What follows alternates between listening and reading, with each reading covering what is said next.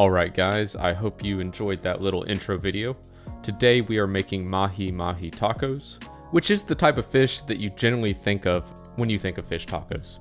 But this time around, we are putting quite the twist on things. Today we are making blackened Mahi fish tacos, served with a mango guacamole / salsa, brought together by the star of the show, cheesy southern fried grit cakes. This is a recipe that you're definitely going to want to try. I had pretty high expectations for this dish, but man, my expectations were blown out of the water. So sit back and we'll walk through the whole recipe together. First, we'll need to prep our grits. If you're from the South, you don't need instructions. If you're not, just follow the instructions on the back. Today, we are bringing 2 cups of water to a boil and then adding half a cup of grits, allowing that to simmer for the allocated amount of time. You may need to stir once or twice about midway through to ensure there's no clumping or sticking to the bottom of the pan. Once our grits are looking nice and thick, we're going to add our flavoring, which today comes in the form of salt, butter, and cheese, the holy trinity of clogged arteries. Once those ingredients are melted and combined, we're actually going to turn the grits out onto a baking sheet, after which we'll do our best to shape it into some semblance of a rectangle, and then place into the freezer until it is somewhat firm and solidified. Next comes our mango guacamole / salsa. I really didn't have a plan here, but it ended up pretty good.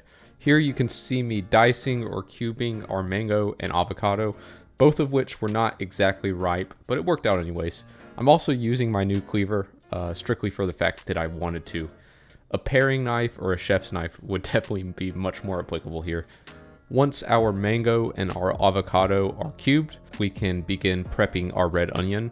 We're going to dice this rather ineffectively because once again, I'm using a cleaver for some reason. But once diced, we're going to add that to the mixture as well. After that, we are going to liberally coat with the juice of 1 to 2 limes. Add some salt and pepper to taste, after which we'll add our fresh cilantro. Some people hate this stuff, but it brings a bright flavor to our salsa or guacamole, whatever you want to call it. One last optional step that I took was the inclusion of some black beans. This most definitely is an optional step, but does bring a little bit extra protein and body to the guacamole.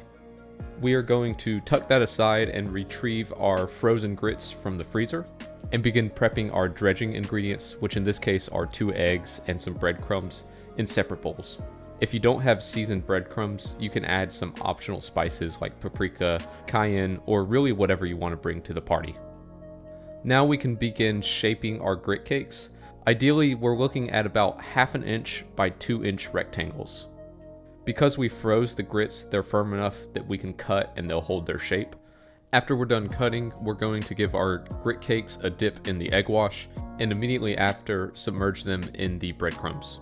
Repeat this process until you've battered all of your grit cakes, and then we are going to prep for frying.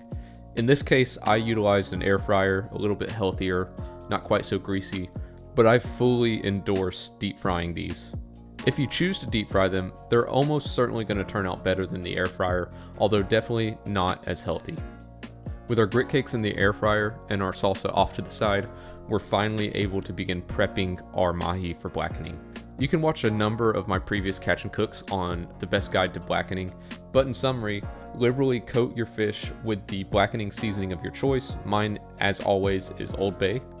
After which we're going to prep our cooking surface. I highly recommend cast iron.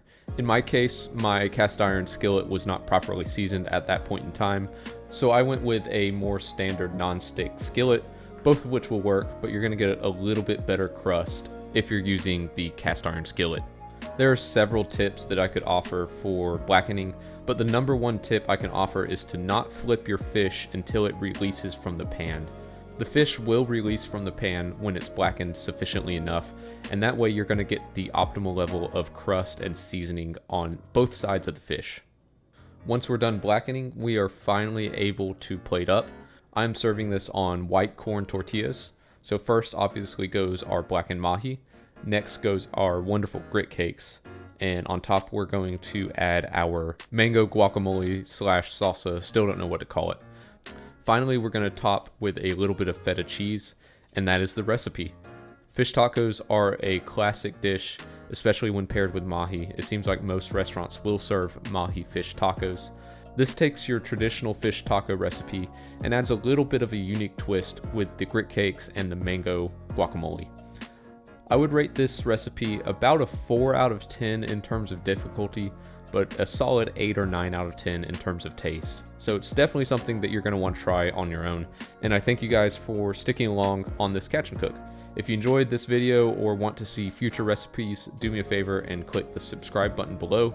I enjoy coming up with these unique recipes and pairing it with the signature fish, so to speak. So thank you guys for watching. Hope you enjoyed, and I'll catch you next time. Peace. John, you sure?